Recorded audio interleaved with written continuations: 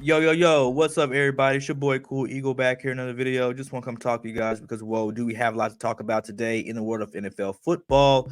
Hope you guys are still striving and surviving out there on this Monday, whether you're going out to get a post work drink or you're just chilling at home. Hope you guys come in, like, subscribe on the way in and out. This channel can't continue to grow without you guys continue support, and I thank you all for the support that you have given up to this point. But today's content, man, I'm just questioning what kind of gas, what kind of smoke was the 49ers media team on? Because they posted on Twitter, right? Against all odds, next up Super Bowl 53. Now, you can, as the non-casual Bears fan, look at this tweet and be like, why would they tweet that? Because they are 2.5-point favorites going into the Super Bowl. And ironically, this is the second time a team has been favorited over the Kansas City Chiefs in the past 2 years. Because if y'all remember last year, the Philadelphia Eagles were favorites going into that Super Bowl. And we all know what happened. We don't have to talk about it. But now this year, you have the San Francisco 49ers being favorites.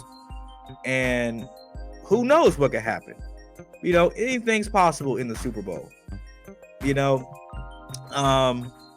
but it's just so ironic that they would say they're the ones against all odds when they have the better team, the better roster. Deebo Samuel, Greg Kittle, Brandon Ayuk, the possible MVP in Christian McCaffrey and or Brock Purdy, Kyle Shanahan, offensive genius, Steve Wilkes, who looks like he was fighting for his job after that Detroit debacle when they went down 17.5 and they just miraculously came back. So, but this is not about if Dan Campbell saved Steve Wilkes' job.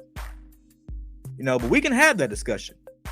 But this cryptic tweet by the 49ers saying that they are against all odds, to me, your boy Cool Eagle, this is exposing a bigger picture, because we've been hearing all week about the game manager tag on Brock Purdy, even after what he did against Detroit and using his legs and his arm to manage a comeback in that game and win it to go to the Super Bowl. And Brock Purdy has come out and said that maybe over time people will give him more respect. And that game manager label could possibly really change if he happens to win the Super Bowl, which Vegas has him, you know, winning at a 2.5-point favorite in Vegas. So it's very possible for him to win and change how people see him as still a game manager. Because what we saw in his last two playoff games, okay, starting with Green Bay, they get off to a slow start against a 7 seed who just blew the doors off the number 2-3 seed in the Dallas Cowboys. Come into Candlestick, Jordan Love is doing the right things, making the best decisions, making the best throws, all the way up into the end where he throws that questionable pass that turned out to be an interception that sealed the game, 24-21 to the 49ers. But Brock Purdy didn't play that well in that game at all. Like, he really did look like a game manager in that game versus the Green Bay Packers, who had fired their defensive coordinator in Joe Barry after that game.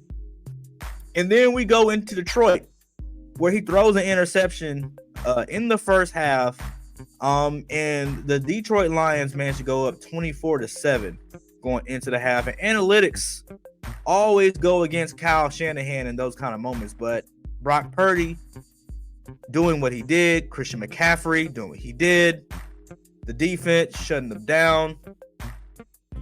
But that still wasn't enough to erase the game manager tag off Brock Purdy, because he needed the defense to shut down Detroit in the second half and allow him to use his legs and use his arm and make some of the most craziest throws that turned out to be catches for the Because I know y'all saw that Brandon Ayuk catch. Like, that was supposed to be an interception. And there were about a couple times that Green Bay and Detroit could have sent the San Francisco 49ers home, but they just dropped him. And I think that's what the 49ers are internally thinking about. Because the Kansas City Chiefs defense, again, something that is not talked about in these playoffs, who have been playing very well. Against the Buffalo Bills, they managed to hold off Josh Allen and keep the Bills from playing to their true identity, which is through Josh Allen. Then they go into Baltimore. They only allowed the Baltimore offense to score 10 points, taking them out of their identity. They weren't dropping interceptions like Green Bay and Detroit. And I think the Kansas City Chiefs defense is more than ready to do what Green Bay and Detroit just wasn't able to do, which is catch the interceptions that Brock Purdy's going to throw them. So I think this tweet is exposing a bigger picture, that the San Francisco 49ers are more afraid of what Brock Purdy won't do than what they actually can do. Because again, they have the better team on both sides of the ball.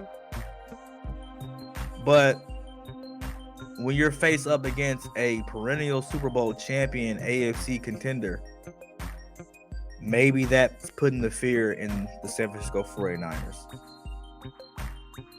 But I'm curious to hear what you guys think about that in the comments. Was this tweet exposing a bigger picture? What are the 49ers trying to tell us? Why they're against all odds when they're the favorite, they have the better team, the odds are in their favor with the bettors, who more times than not are not casual football fans. So I'm curious to hear what you guys think about that in the comments. Love doing this with you guys. And we got more content on the way talking about my Philadelphia Eagles. But besides all that, man, your boy Cool Eagles out here. Y'all keep striving and surviving out here.